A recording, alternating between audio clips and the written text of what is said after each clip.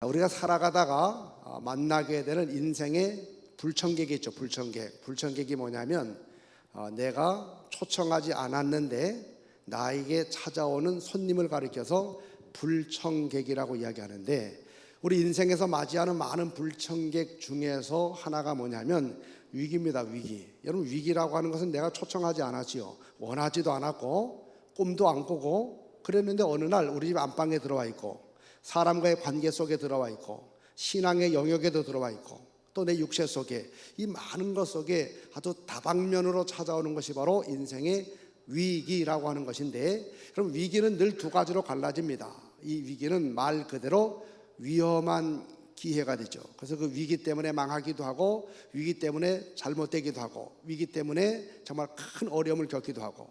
그런데 이 위기는 똑같은 위기인데 이 위기가 오히려 위대한 기회가 됩니다. 다시 말하면 어떤 사람에게는 위기가 그 인생의 발목을 거는 걸림돌이 되기도 하고, 또 어떤 사람은 똑같은 위기인데 그 위기가 한 단계 더 올라가는 바로 디딤돌이 돼요. 디딤돌. 그러니까 똑같은 코로나 위기가 왔다고 해서 다 어려움 당한 게 아닙니다. 오히려 코로나 위기로 인해서 신앙적으로 더 좋아진 사람들도 굉장히 많습니다. 가정적으로나 여러 가지 면에서 더 좋아진 사람들은 그 위기를 위대한 기회로 바꿔나가고 걸림돌이 아니라 디딤돌 삼아서 한 단계 올라간 사람들이죠. 여러분, 성경을 보면 위대한 하나님의 사람들은 어떤 사람들일까? 특징이 있습니다. 위대한 하나님의 사람들은 태어나지 않고 만들어진다는 사실을 우리에게 말해주고 있습니다. 평범한 똑같은 사람으로 태어나지만, 그런데 그들에게 바로 어떤 인생의 문제가 찾아왔고 그것을 잘 관리하게 되었을 때 결국 위대한 사람으로 올라가게 된 그 모습을 찾아볼 수가 있습니다.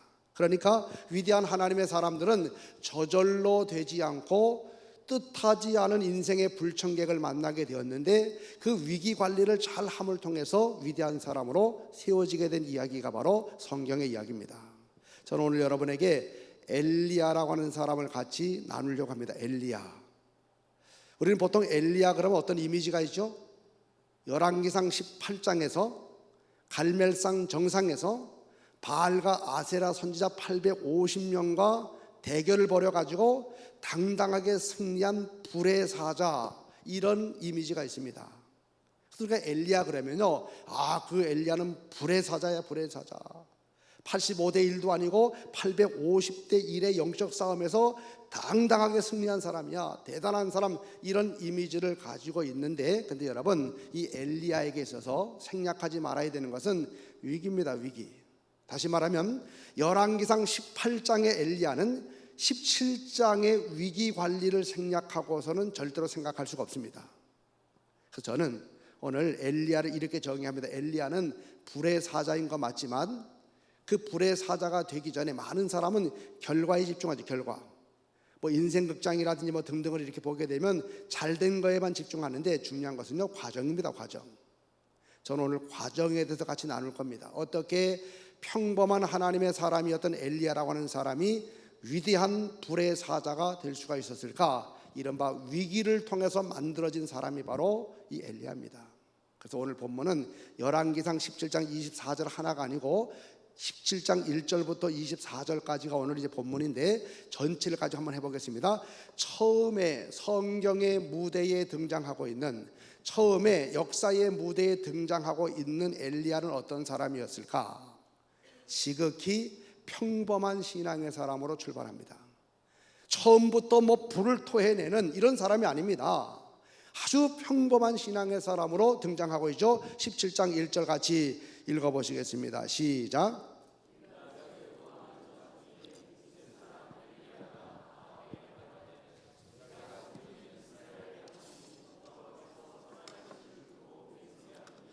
여러분, 여기 보면 엘리야가 이렇게 말하죠. 내가 섬기는 이스라엘의 하나님, 쉽게 말하면 이겁니다. 나 교회 다닙니다. 사람들에게 말하는 거예요. 나 삼척의 큰빛교회 교인입니다. 또 아무개교회 집사입니다. 나 예수 믿고 있습니다. 이렇게 우리처럼 그냥 평범한 신앙의 사람으로 출발합니다. 갑자기 위대한 사람으로 태어난 게 아니고 평범한 신앙의 사람으로 출발하죠. 우리처럼 신앙 고백. 오늘 우리 목사님이 이제 장로교 목사님이시니까 바로 이제 예배를 딱 시작할 때 사도신경을 고백하고, 이제 장로교는 그렇게 하더라고요. 물론 감리교회도 이제 그렇게 할 때도 있죠. 저희도 그렇게 합니다. 사도신경, 그 사도신경을 우리가 고백하듯이 나는 하나님을 믿습니다, 나는 예수님을 믿습니다, 내 안에 성령님이 계십니다, 이런 지극히 평범한 신앙의 사람으로 출발합니다. 우리하고 견주면요, 비교해보면 별 다를 바가 없어요. 지금의 여러분의 모습하고 보면 조금 아래입니다. 아래. 여러분 조금 올라갔잖아요. 이렇게요. 그런데 엘리야의 신앙을 조금만 깊이 들어가 보게 되면 두 가지 특징을 가지고 있습니다. 하나는 뭐냐면 누군가에게 의존하는 초보적인 신앙을 가지고 살아가죠. 17장 6절 같이 읽어봅니다. 까마귀들이 아침에도 떡과 고기를, 저녁에도 떡과 고기를 가져왔고, 물론 하나님의 섭리와 특별한 은총 가운데 이루어지고 있지만 까마귀들에게 의존하고 있는, 까마귀들의 도움을 받는 모습으로 출발하고 있습니다. 속장님이 전화를 해야지만 꼭 교회 나오고, 또 목사님이 신방을 가야지만 힘을 내서 교회를 나오게 되고, 집사님이 꼭 주일날 찾아가서 손잡고 그래야지만 교회에 올라오게 되는 혼자 달랑달랑의 신앙이라기보다는 누군가에게 기대는, 누군가에게 의존하는 그런 나약한 신앙을 가지고 출발하고 있죠. 세 번째 그의 신앙의 실상은요, 감추는 신앙입니다.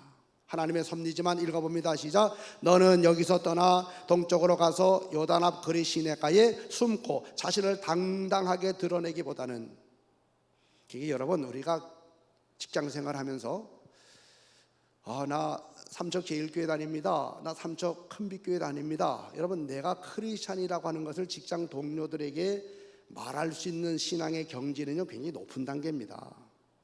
여러분 의외로 죄송해요, 남자 직장인들 중에서 직장생활을 하면서 직장의 동료들에게 본인이 집사임에도 불구하고 집사라는 사실을 당당하게 드러내는 사람이 지극히 적답니다. 혹시 남들이 나 교회 다니는 거 알까봐 아주 그냥 전전긍긍하죠. 그 이제 어디서 드러나는가 하면 식당에서 밥 먹을 때 식사기도. 과천에 있는 전에 정부 종합청사에서 그 직장 신우회에서 크리스천 직장들이 식사기도하는 유형을 몇 가지로 한번 분석을 해놨어요. 그래서 제가 봤습니다. 첫 번째, 철판형. 철판 뽑기가 아니고 철판, 얼굴에 철판 깔고 아예 기도 안 하고 밥 먹는 사람, 이런 사람도 있대요. 마음이 조금 찔리는 사람도 있을 거예요. 남들 눈을 의식해가지고 기도 안 하고 그냥 밥을 먹어요. 두 번째는 번개형. 언제 기도했는지 그냥 번개천을 버려서 눈 감아도 얼른 떠버리는 겁니다. 누가 볼까봐 번개 유형. 세 번째는 그래도 좀 해야 된다 생각해가지고 기도를 하니까 어떻게 하는가, 두통형. 머리 아픈 척하고 이렇게 좀 가리고서, 그리고서 이제 식사 기도하고. 네 번째는 예약형. 예약. 그래서 4층이 사무실이고 지하 1층이 뭐 예를 들어서 1층이 식당이면요, 계단으로 딱 내려오다가 예약을 미리 해요. 그래서 화장실에 잠깐 들려가지고 거기서 미리 하고 와가지고 밥을 먹는. 소신형. 누가 보든지 말든지 손을 모으고 간절하게 감사 기도한 다음에 밥을 먹는. 그러니까 5명의 유형 중에서 4명의 유형이 실질적으로 식사 기도를 잘 안 하는 거죠. 근데 어디를 가든지 나는 교회를 다닙니다, 나 예수 믿는 사람입니다, 나무개 교회 권사입니다. 이건 여러분 대단한 신앙입니다. 처음에 엘리야는 자신을 당당하게 드러내지 못하는 신앙을 가지고 살아갔죠. 정리하겠습니다. 처음에 엘리야, 평범한 신앙의 사람입니다. 누군가에게 기대고 의존하는 신앙의 사람이죠. 그 다음에 감추는 신앙의 모습, 우리하고 비교해 보게 되면 별로 나을 바가 없는 신앙의 모습을 가지고 출발합니다. 그러다가 그의 인생 삶 속에 예상치 않았던 불청객 위기가 찾아오게 됩니다. 우리 한번 읽어보겠습니다. 17장 17절로 18절 시작. 이후에 그 집 주모 되는 여인의 아들이 병들어 증세가 심히 위중하다가 숨이 끊어진지라. 여인이 엘리야에게 이르되 하나님의 사람이여, 당신이 나와 더불어 무슨 상관이 있기로 내 죄를 생각나게 하고 또 내 아들을 죽게 하려고 내게 오셨나이까. 우리 보통은 이제 식사를 기도할 때에 보통은 속으로 하죠. 뭐 부부가 같이 이렇게 아침마다 밥을 먹을 때, 물론 대표로 하실 수도 있습니다. 근데 보통의 경우는 이제 각자 속으로 이렇게 기도하고 먹습니다. 보통은. 근데 이제 좀 달라지는 게 어느 집을 방문하게 되어서 그 밥상이 차려지게 되면 반드시 그 중에 누군가 한 사람이 대표로 기도하죠. 제가 이제 캐나다 밴쿠버 집회 마치고 미국의 이제 아틀란타 그 조지아주에 있는 어거스타 교회에서 또 집회를 했습니다. 집에서 식사 대접을 하는데 이미 저는 딱 가면 준비하고 있죠. 뭘 준비하죠? 기도요. 분명히 나 시킬 거다. 이건 뭐 거의 틀려본 적이 없어요. 왜냐면 강사를 불러놓고 강사를 안 시키는 게 이상하죠. 그래서 항상 이제 딱 가면 기도 준비하고 있죠. 그래서 기도할 때 어떻게 합니까? 정말 진심으로 또 정말 그 가정의 사정을 미리 알고 속속들이 그래서 간절하게 이렇게 기도해 줍니다. 엘리야라고 하는 사람이 이 유랑자 같은 이런 삶을 살아가다가 어느 날 아들 하나를 데리고 그 아들이 유일한 희망이 되었던 한 노모의 집에 거하게 됩니다. 그 집에서 다락을 한 칸 내줬어요. 그리고 아침, 점심, 저녁을 다 대접하는 겁니다. 엘리야 입장에서 보면 얼마나 고맙습니까? 거처할 수 있는 다락을 내주고 계속해서 식사를 대접해 주니까 당연히 밥 먹는 시간에 뭐였을까요? 하나님 믿는 사람이니까 그 가정을 위해서 간절히 기도했을 겁니다. 때로는 소리를 내어가지고 가만히 보니까 그 어머니의 유일한 희망은 아들입니다. 아들. 그 아들 잘되게 해달라고, 건강하게 해달라고, 시온의 들이 열려지게 해달라고, 복받게 해달라고 막 간절히 기도했을 겁니다. 근데 무슨 일이 벌어졌느냐? 얼마 뒤에 엘리야가 그렇게 위해서 기도한 그 집의 아들이 갑자기 병세가 중해지더니 손쓸 틈도 없이 숨이 끊어져 죽었습니다.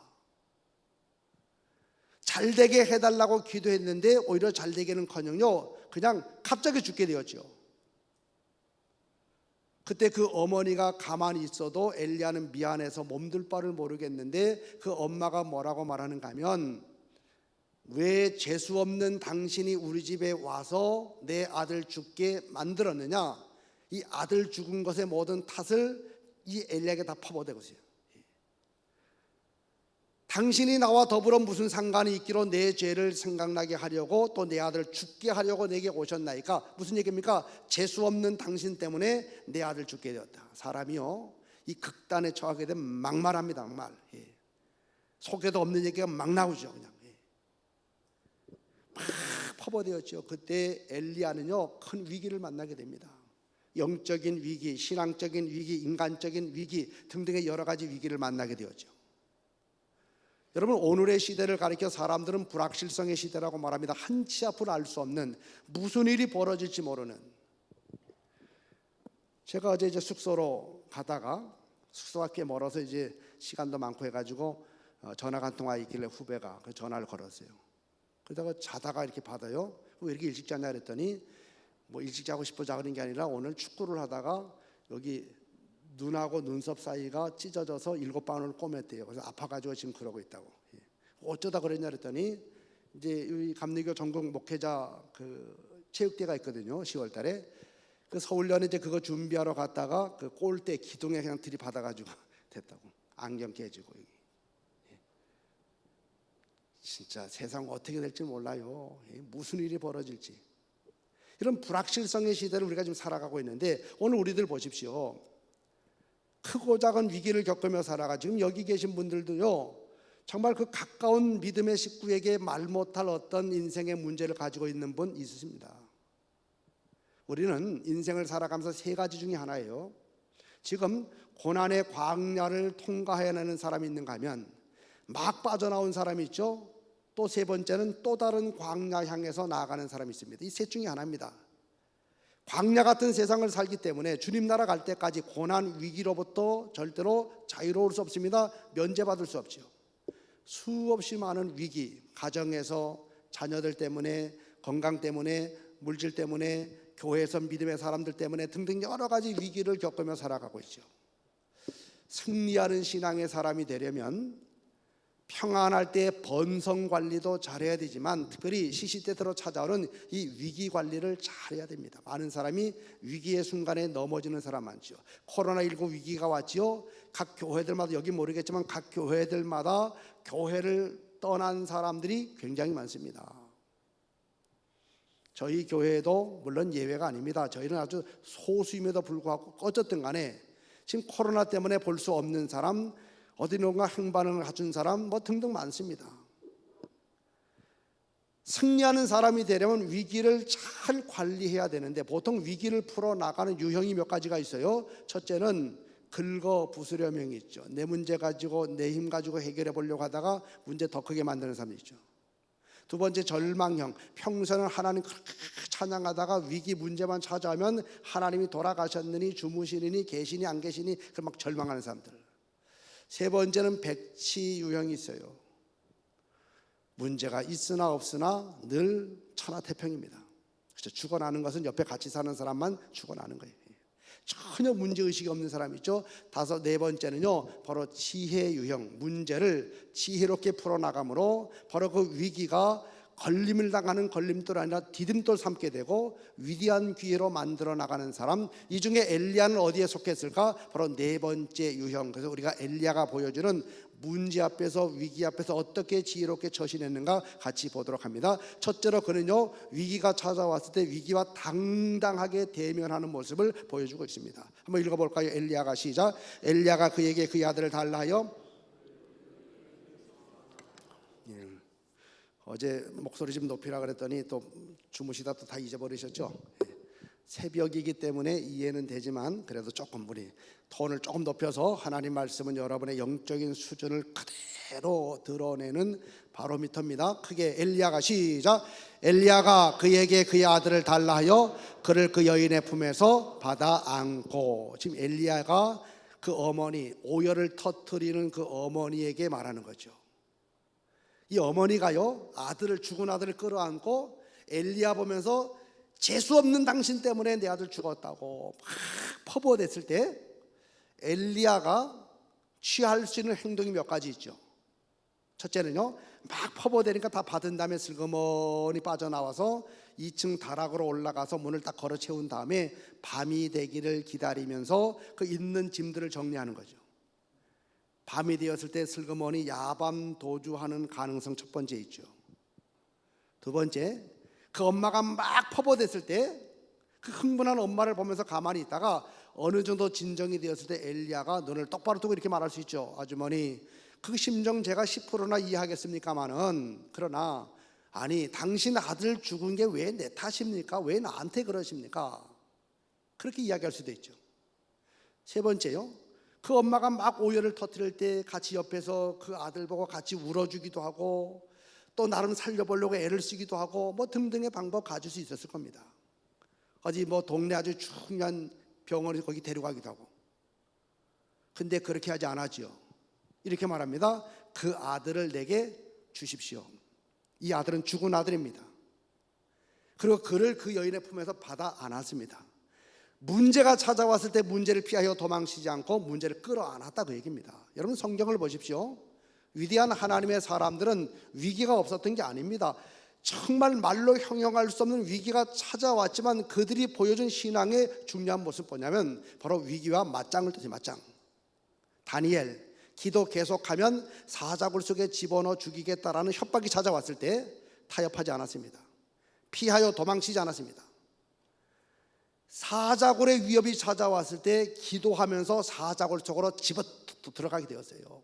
바로 거기에서 입이 봉해진 하나님이 예비하신 은총을 사자들 통해서 경험하지 않았습니까? 그의 세 친구 사드락, 메삭, 아벳느고도 마찬가지입니다. 극렬히 타는 풀무불을 가지고 위협을 하면서 금신상에게 절하라, 그렇지 않으면 집어넣어 죽이겠다. 그때 그들은 적당히 타협 안 했습니다. 얼른 도망치지도 않았습니다. 불같은 시험이 찾아왔을 때 불같은 믿음을 가지고 불 속으로 들어가게 되었죠. 세 사람이 던짐을 당했지만 네 사람이 불 속에서 왔다 갔다 하더라. 한 사람은 신의 아들 바로 예수님과 불 속에서 만나서 동행하게 되는 은총을 누리게 되었죠. 여러분, 문제가 찾아왔을 때 위기와 맞짱 뜨는 거 얼마나 중요한지 몰라요. 피해서 도망치면요, 거기 더 큰 거 기다리고 있습니다. 이 문제 한번 모면해 볼까 해가지고 다른 데 가게 되면 거기 더 큰 거 기다리고 더 큰 거 감당도 못하게 될. 그래서 그 위기 피해서 어디 갔다가 제대로 신앙생활도 못하고 정착하지 못하는 사람이 많은 이유가 바로 그겁니다. 목회자도 마찬가지죠. 교인 중에 별의별 사람이 다 있다 보니까 어느 날 너무 속썩이는 사람 한 사람 때문에 내가 교회를 떠나야 되겠다. 그래서 우리 감리 같은 감리사님에게 가서 요청도 하고 해가지고 딴 데로 가려고 하죠. 지혜로운 감리사님들은 이렇게 권면합니다. 이 목사 힘든 거 알겠는데 피해서 다른 데 가면 더 큰 거 기다리고 더 큰 거 감당 못할 거 기다리고 있으면 여기서 참아야 돼, 이겨야 돼, 이런 얘기하죠. 우리가 위기가 찾아왔을 때 여러분 세 가지 확신을 가지고 위기와 당당하게 맞짱 뜨는데, 자, 요한복음 1장 12절 읽어보겠습니다. 시작. 영접하는 자 곧 그 이름을 믿는 자들에게는 하나님의, 그렇습니다. 첫 번째 확신이 뭐냐? 크게 외쳐봅니다. 시작. 하나님의 아버지 되심의 확신. 하나님이 내 아버지가 되신 아버지. 저도 목회 36년 하다 보니까 별별 교인들, 이게 제가 아주 점잖게 표현한 거고 그냥 보통 말든 별의별 사람들 이렇게 사투리 써가지고 별별 사람 제가 다 만나봤어요. 교회 안에.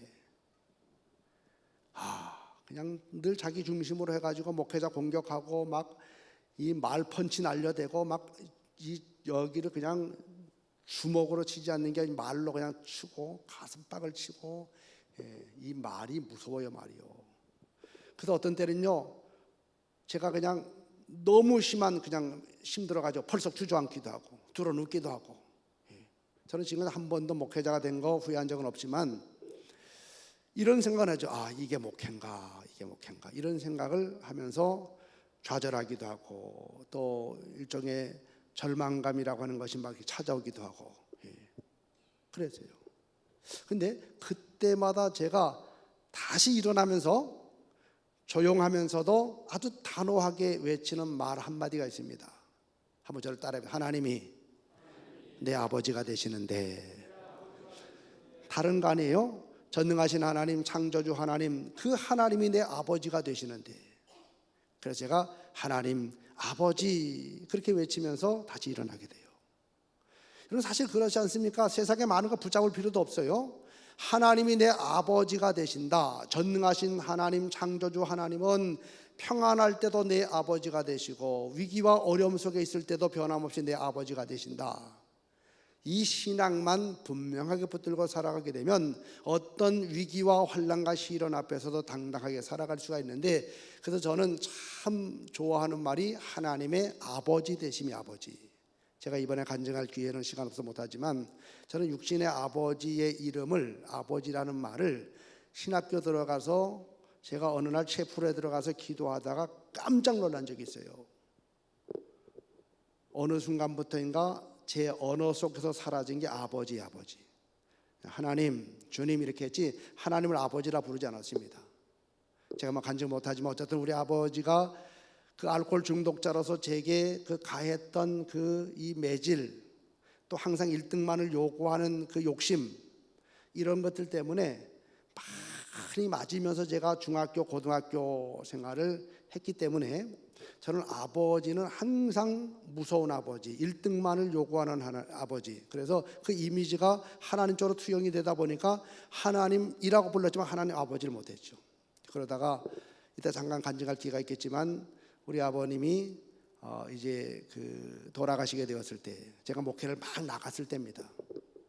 그때 월요일이 장례였고 토요일부터 주일 월요일 이렇게 3일장인데 제가 목회하던 곳에서 저희 집이 한 오토바이로 2시간 정도였기 때문에 제가 이제 오토바이 타고 왔다가 주일을 지키기 위해서 우리 어머님 말씀 따라서 강변을 쭉 타고 갔다가 그때 제가 아버지라는 이름을 다시 회복했어요. 한 1000번도 넘게 부른 것 같아요. 1000번도 울면서. 그러면서 이제 치유가 되고 회복이 되면서 지금은 저는 아버지라고 하는 말이 얼마나 좋은지 몰라요.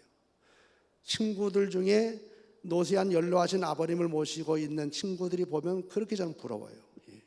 그래서 저는 하나님을 향해서 아버지, 그렇게 하면서 하늘 아버지 또 제 아버지를 생각하게 되는데, 여러분 하나님은 바로 여러분의 아버지가 되시는데, 평안할 때도 여러분과 함께 하시지만 위기의 순간에도 함께 하신다는 사실 믿어지시면 아멘 하시기 바랍니다. 두 번째, 위기 앞에서 우리는요 동행, 그 하나님은 나와 동행하시는데 입체적으로 5가지 면에서 하나님 우리와 동행하셔요. 한번 읽어봅니다. 두려워하지 말라. 이건 바로 with you, 바로 우리 옆에서 우리와 동행하시는 하나님. 옆에서, 얼마나 옆에서. 또 읽어봅니다. 놀라지 말라. 나는 내 open, 바로 우리 저 위에서 불꽃 같은 눈으로 구름 기둥 불 기둥 우리와 늘 함께 하시는 그 하나님, 저 위에 계신 하나님. 세 번째, 시작. 내가 너를 우리 속에 성령으로 내주하시면서 우리의 마음을 다잡아 주시고 우리의 마음을 붙잡아 주시는 그 하나님. 네 번째, 참으로, 시작. 참으로 너를 도와주리라. 어라운드, 바로 삶의 주변에서 사람을 통해서 환경을 통해서 다가오시고 오셔서 또 사람 통해 역사하시는 그 우리 주변에 계신 하나님. 참으로, 시작. 참으로 나의 의로운 오른손 너를 붙들리라. 우리의 삶의 지지 기반, 내가 서 있는 곳 아래에서, 언더 아래에서 내 삶을 떠받쳐 주고 있고 흔들리지 않도록 붙잡아 주시는, 이게 하나님의 임마누엘. 그래서 웨슬리는 이 세상을 떠나기 전에 3가지 유명한 말을 했는데 그 중에 하나가 뭐냐, 최고의 복이 뭐냐, 하나님이 나와 함께하는 동행이 최고의 복이다라고 이야기했는데, 성경 이사야 41장 10절에는 그 하나님은 우리에게 5가지 면에서 우리와 함께 하신다. 우리 속에도 계시고 우리 옆에도 계시고 저 위에도 계시고 주변에도 계시고, 내가 어디 광야 같은 어디에 서 있든 언더, 내 삶의 지지 기반이 되어서 흔들리지 않도록 붙잡아 주시는 그 하나님은 평안할 때도 여러분과 함께 하시지만 위기의 순간이 찾아오도 변함없이 여러분들 떠나지 아니하시고 여러분과 동행하신다는 사실이 믿어지시면 그게 아멘 하시기 바랍니다. 임마누엘 확신. 세 번째 확신은 뭐냐면요, 바로 승리의 확신. 승리. 세상에서 너희가 환난을 당하나 담대하라. 내가 세상을 이겼다. 세상을 이기신 예수가 우리와 함께 하기 때문에 우리는 승리할 수밖에 없는데, 우리 옆사람과 인사합니다. 우리는 승리할 수밖에 없습니다. 자, 옆사람과 인사하세요. 우리는 잘 될 수밖에 없습니다. 시작. 왜냐 우리는 이겨놓은 싸움을 싸우기 때문에 우리는 결국은 승리할 수밖에 없어요. 자, 우리가 위기가 찾아왔을 때 3가지 확신, 크게 화면 보고 읽어봅니다. 시작. 하나님의 아버지 되심의 확신, 동행 임마누엘의 확신, 승리의 확신을 가지고 우리 옆사람과 인사합니다. 문제와 당당하게 맞짱 뜹시다. 시작. 피하여 도망갈 생각하지 말고 문제와 3가지 확신을 가지고 당당하게 맞짱지. 두 번째, 엘리야는 어떤 태도를 보이냐, 성서 교회 중심의 신앙을 보입니다. 우리 19절 읽어볼까요? 엘리야가 그에게 그의 아들을 달라 하여 그를 그 여인의 품에서 받아 안고 자기가 거처하는 다락에 올라가서 자기 침상에 누이고, 그 아이를 달라고 했습니다. 문제를 대면했죠. 그리고는 그 아이를 데리고 당신이 거처하는 다락으로 올라갑니다. 다락은 성전이 없던 시대에 하나님 만나는 장소, 성소, 오늘날 교회를 말합니다. 교회. 문제를 만났을 때 세상 사람 찾아가지 않았습니다. 세상 어딘가로 가지 않았습니다. 문제를 끌어안고 바로 내가 섬기는 주의 전으로 올라갔어요. 교회 중심. 세상, 좋은 세상이죠. 갈 곳 참 많지만 우리는 항상 어떤 신앙을 가지고 살아야 되느냐, 크게 외칩니다. 교회 중심의 신앙. 시작.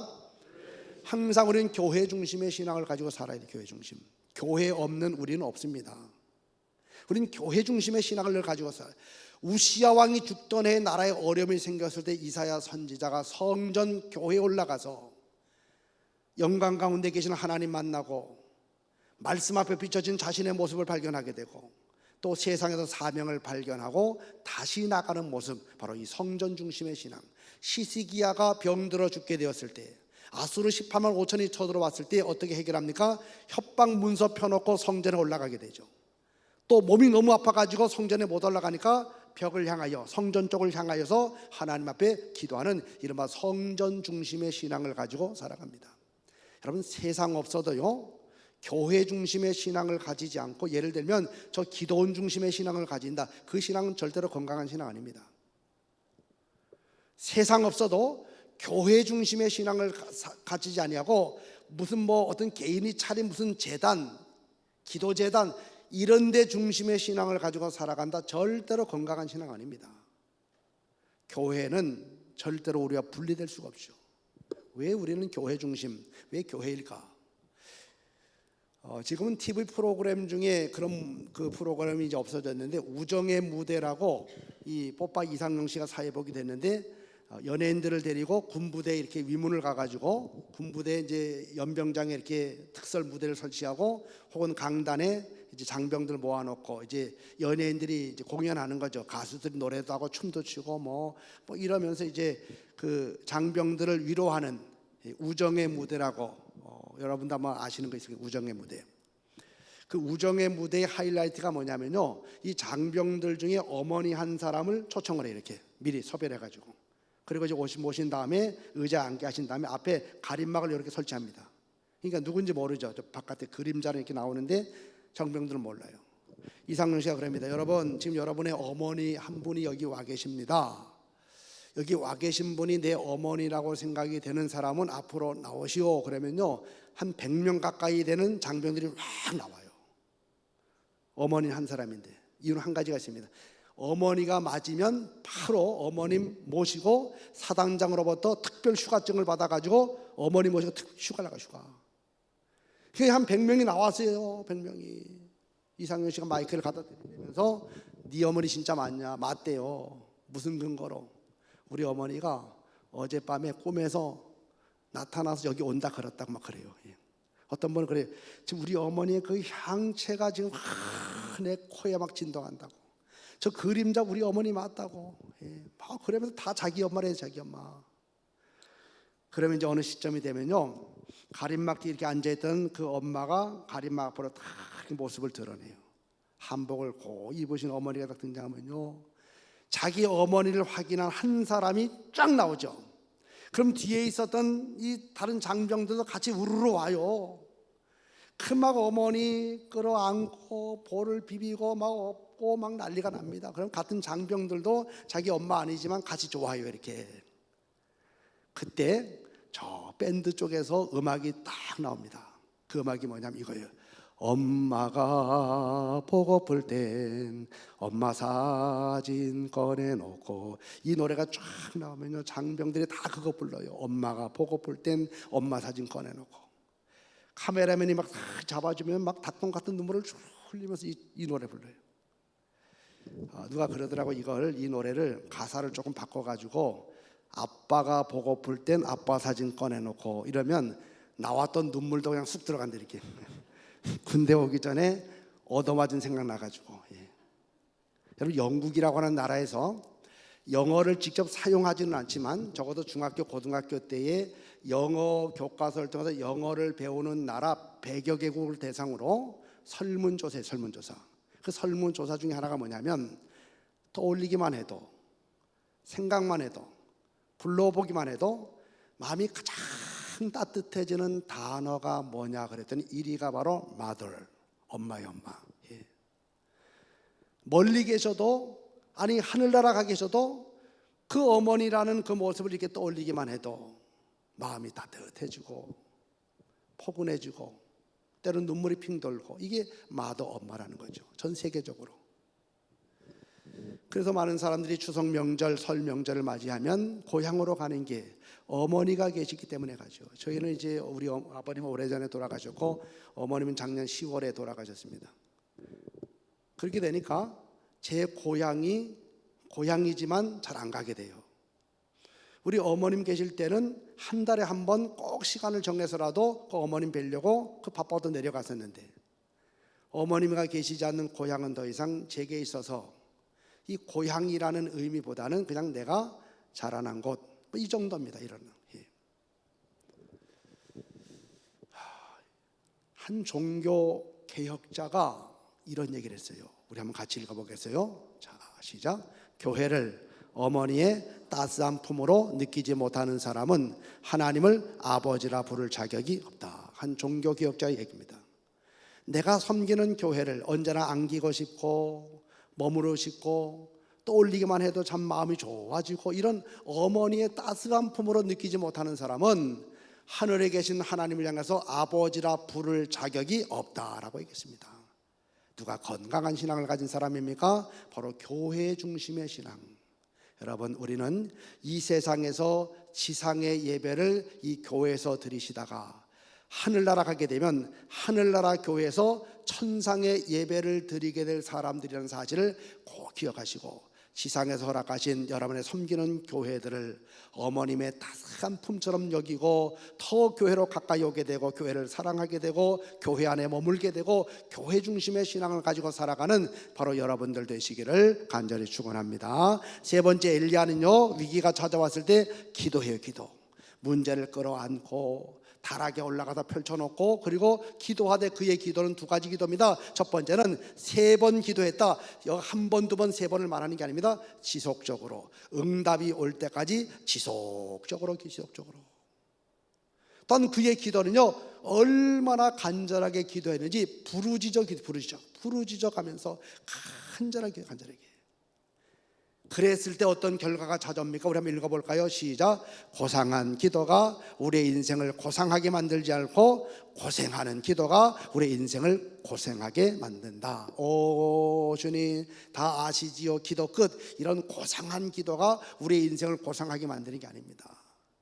야곱이 야복강 나루터에서 기도할 때 허벅지 관절뼈가 부러지는 듯한 위골되는 그 아픔을 겪으면서도 백가죽이 막 뒤집히게 되고 목이 막 터져나오게 되고 그런 그 고통 고생 속에서 기도하게 되었을 때 바로 분이엘의 아침을 맞이하게 되는 승리자가 될 수가 있었습니다.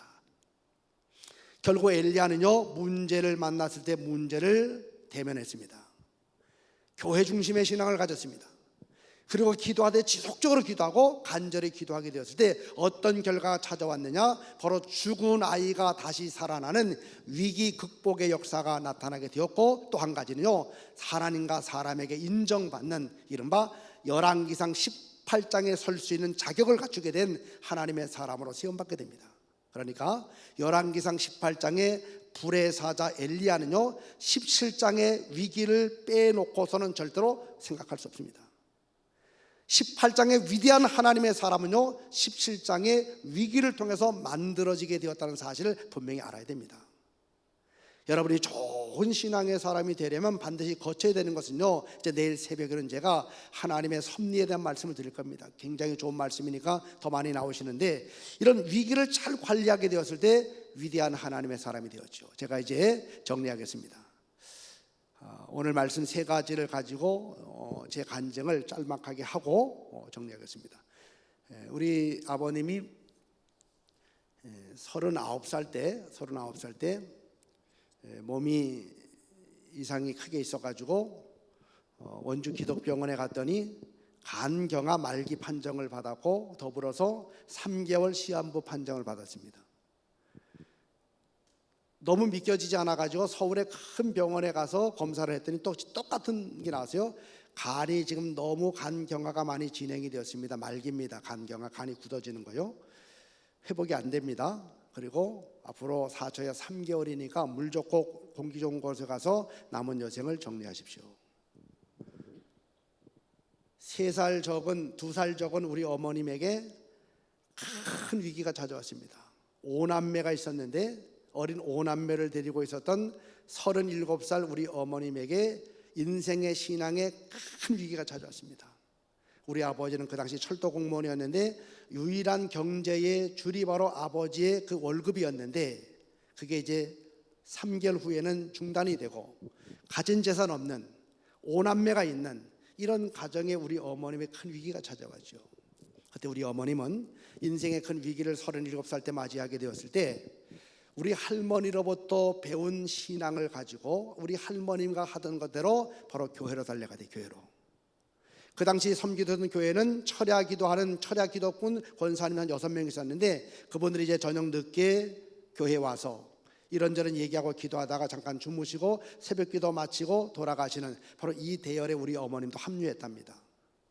그때 우리 어머님의 기도의 제목은 딱 한 가지였대요. 의사 선생님이 제 남편 3달밖에 못 산다고 이야기하는데, 하나님, 제가 욕심 부리지 않겠습니다. 우리 막내가 그 당시 5살이었는데 우리 5살짜리 우리 막내 국민학교 들어갈 때까지만 3년만 생명을 연장시켜달라. 이게 우리 어머님의 처음이자 마지막의 기도 제목이었대요. 그런데 응답이 없습니다. 일주일이 지나고 한 달이 지나도 응답이 없어요. 우리 아버님의 병세는 점점 깊어집니다. 얼굴에 짙은 황달이 끼고 때로는 복수가 이렇게 차오르면 간원을 불러가지고 복수를 빼내기도 하고, 또 며칠 하루고 이틀이고 정신없이 그냥 주무시기만 하고 얼굴은 새카매지시고. 근데 우리 어머님은 계속 똑같은 기도하는 거예요. 근데 응답이 없어요. 근데 2달쯤 지났을 때 우리 작은 아버님이 저한테 하는 얘기가, 아무래도 이제 아버지 장례를 준비하자, 그래서 어디다 모시고 어떻게 연락을 하고 뭐 등등을 이야기할 단계까지 갔습니다. 지나가는 사람 100만 명에 물어봐도 우리 아버님은 소생의 가능성 1%도 없어요. 근데 유일하게 딱 1명 우리 어머니는 포기하지 않았어요. 또 그날도 교회 가서 또 기도합니다. 하나님, 제 남편 3년만 살려달라고. 근데 시간은 자꾸 흘러가가지고 이제 의사 선생님의 말씀에 의하면 이제 한 열흘 정도밖에, 일주일에서 열흘 정도밖에 남지 않은 때가 되었습니다. 다 포기했죠. 모두 다 포기했습니다. 이제는 장례입니다, 장례. 근데 우리 어머님은 포기하지 않고 또 교회로 달려가셨어요. 철야기도 하는 분들과 함께 또 철야기도 하고 잠시 눈을 붙인 다음에 새벽기도실로 내려가서 새벽기도를 하고 설교가 끝난 다음에 불 꺼진 새벽에 우리 어머님은 또 마루땅을 뒤치면서요 또 눈물로 기도했답니다. 하나님, 제 남편 3년만 살려달라고. 그때 그 불 꺼진 새벽에 환한 빛이요, 빛이 우리 어머님의 마음속으로 이 빛 한 줄기가 쫙 들어오더래요. 이 우리 어머님만의 체험이죠. 한 줄기 빛이 탁 들어오더래요. 그리고 나서 들려오는 음성이, 딸아, 내가 너의 기도를 들었다, 이런 음성이 들려오더랍니다. 그리고부터 일주일 열흘이 지나도 우리 아버님은 돌아가시지 않아요. 의사 선생님의 2분의 말에 의하면 돌아가셔야 되는데 안 돌아가십니다. 오히려 아주 미세하게나마 조금씩 건강을, 기력을 회복하셔요. 이 간은 한번 망가지면 회복이 안 되거든요. 근데 조금씩. 그래서 3개월, 이제 돌아가신다는 3개월이 지나고 또 그로부터 3개월이 지나게 되었을 때는 이제 보통 사람처럼 거동이 가능한, 그래서 휴직했던 직장 다시 복직을 하게 되고, 그러면서 잃어버린 신앙을 다시 되찾아서 다시 신앙생활을 재개하게 되고, 그러면서 집사님이 되고 또 권사님이 되어가지고 교회를 섬기고, 그 교회 장로 후보가 되어서 또 교회를 섬기다가 우리 아버님 14년 뒤에, 다시 말하면 53세가 되었을 때에 우리를 다 모았어요. 이렇게. 그리고 가족들 다 모은 다음에 우리 어머니 같이 있었고 하시는 말씀이, 이제 나는 하나님이 부르셔서 하나님의 나라로 나는 이제 들어간다. 어머님 잘 모시고 신앙생활 잘 하다가 우리 하늘나라에서 만나자라는 말씀을 남기시고 하늘나라 가셨어요. 그때 5살짜리였던 우리 막내는 고등학교 3학년 19살이 되었습니다. 저는 이제 막 목회를 나가서 목회 이제 2년 차가 되었을 때예요. 우리 아버님 돌아가시게 되었을 때 아까 말씀드린 것처럼 경제 줄이 끊어졌죠. 이제 가진 재산은 허름한 집 한 채, 그게 전부 답니다. 우리 어머님 정말 고생 많이 하셨죠. 무진하게 고생했습니다. 안 해본 게 없을 정도로 아이들 기르려고 뭐 돼지도 키우면서 그 식당들 돌아다니면서 구정물 그 돼지 밥들 그 머리에 이고 가지고 오시고, 또 우린 보통 번데기 공장, 제사 공장이라 있지 않습니까? 실하는 거기 또 다니시고 뭐 별거 다 하셨어요. 근데 아무리 그렇게 애쓴다 한들 어려움 없겠습니까? 시시때때로 어려움이 자꾸 찾아오죠. 경제적으로나 뭐 여러 가지로. 그때마다 우리 어머님이요 늘 하셨던 똑같은 말씀 한 가지가, 똑같은 말씀. 얘들아, 걱정하지 말아라. 왜냐하면 그때 내 기도 들으시고 응답하셨던 그 하나님은 지금도 내가 이 문제 가지고 교회 가서 기도하면 반드시 내 기도 들으시고 가장 좋은 것으로 응답해 주실 거야. 인생의 수없이 많은 문제들을 다 기도로 다 해결해 나가셨습니다. 저도 그 보고 배웠습니다. 우리 어머님에게 응답 주셨던 하나님은 내가 또 기도하면 내 기도 분명히 들으시고 응답해 주실 것이야. 바로 기도하면서 저는 여기까지 왔습니다. 평생을 기도로 사셨던 우리 어머님은 지난 10월 달에 하나님의 나라로 우리 아버님 만나러 가셨습니다. 제가 이제 오늘 저녁에 최선이라는 주제를 가지고 말씀을 전하면서 하늘나라 이야기를 하겠지만, 저는요 하늘나라를 생각하면 얼마나 좋은지 몰라요. 제 개인적으로는 우리 가정에 복음을 전해준 우리 할머니가 가 계신 곳 하늘나라, 그렇게 할머니 핍박하던 할아버지가 인생의 말년에 회개하고 예수를 영접하고 저 어린 저의 손을 붙들고 신앙생활 하시다가 가 계신 하늘나라, 우리 아버님이 먼저 가 계시고 또 작년에 우리 어머님이 가 계신 그 나라에서 할머니 할아버지를, 내 어머니 내 아버지를 만나게 된다라고 생각하면 저는 하늘나라가 얼마나 좋은지 모릅니다. 그래서 저는 목회할 때 하늘나라 목회합니다. 늘 하늘을 바라보면서. 오늘 저녁에 제가 이제 이 말씀을 드릴 것이고요, 오늘 이제 말씀을 정리하겠습니다. 우리에게는 다 인생의 위기가 얼마든지 찾아옵니다. 구원받고 교회를 다닌다고 인생의 위기와 고난과 광야로부터 면제가 되는 사람은 아무도 없습니다. 예수를 잘 믿고 안 믿고를 떠나서요, 이 광야 같은 세상을 살다 보니까 누구든지 다 광야를 맞이하게 되죠. 문제는 뭐냐? 어떻게 그것을 관리할 것인가, 이게 중요한 겁니다. 광야에 함몰되어 살아갈 것인가, 아니면 광야를 딛고 가나안의 땅을 살아갈 것인가, 이게 중요한 것이죠. 똑같은 광야를 지나면서도 터덜터덜 불평불만하면서 살아간 그런 사람이 있는가 하면, 똑같은 광야를 지나면서도 광야 속에 담겨진 하나님의 섭리를 바라보면서 노래하면서 승리하는 사람이 있습니다. 제가 내일 새벽에 이제 이 광야의 고난 앞에서 우리가 어떻게 살아갈 것인가 4가지를 말씀을 드릴 겁니다. 바라기는 항상 교회 중심의 신앙을 가지고 살아가고, 기도의 끈을 절대로 놓치지 마십시오. 성령이 여러분들 가운데 작동하려면요, 기도해야 돼. 기도요. 복음서의 베드로, 사도행전의 베드로 똑같은 사람, 똑같이 다 성령 받은 사람이에요. 근데 복음서의 베드로는 비참하게 실패했습니다. 성령 받은 사람인데, 예수의 제자인데, 헤드 디사이플 아닙니까? 수제자인데. 근데 사도행전의 베드로는요, 목에 칼이 들어와도 예수를 외치게 되는, 사도행전 전반부를 이끌어 나갔던 위대한 하나님의 사람이 되었습니다. 사람은 똑같은 사람인데 무슨 정신 개조 받았을까? 아닙니다. 복음서의 베드로도 구원받고 성령을 모시고 있었어요. 사도행전의 베드로도 구원받고 성령 모시고 있었습니다. 한 가지 차이는요, 기도입니다. 기도가 없었을 때 이 안에 계시는 성령은 더 이상 작동하지 않았습니다. 인격이신 성령은요, 더 이상 작동하지 않았어요. 그러나 기도하게 되었을 때 이 안에 계시는 성령 폭발적으로 작동하게 되었죠.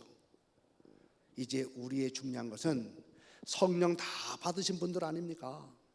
성령의 내주로 끝나지 말고 성령 충만의 삶을 살아감으로 멋지게 살아가고 위기 속에서도 승리하는 삶을 살아가기 위해서는 다시 기도를 회복해야 돼. 다시요.